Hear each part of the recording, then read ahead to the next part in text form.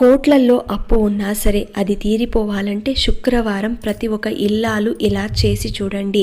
పరిపూర్ణమైన ఆనందం, ఐశ్వర్యం, సంపద మీకు దక్కుతాయి. ఇంటిని చక్కగా పరిశుభ్రంగా పెట్టుకోవాలి. లక్ష్మీదేవి సంతోషిస్తుంది. పూజ గదిని ఎప్పటికప్పుడు శుభ్రం చేసుకుంటూ ఉండాలి. పరిమళం వెదజల్లేటువంటి పూలతో పూజ చేసుకోవాలి. మనసుకి హాయిగా ఉంటుంది. కొబ్బరికాయ తప్పనిసరిగా పెట్టుకోవాలి. కొబ్బరికాయని శ్రీఫలం అంటారు. అంటే లక్ష్మీ ఫలం, అత్యంత స్వచ్ఛమైనది కాబట్టి దీన్ని ఇంట్లో ఉంచుకుంటే లక్ష్మీదేవిని ఆహ్వానించినట్టు అవుతుంది.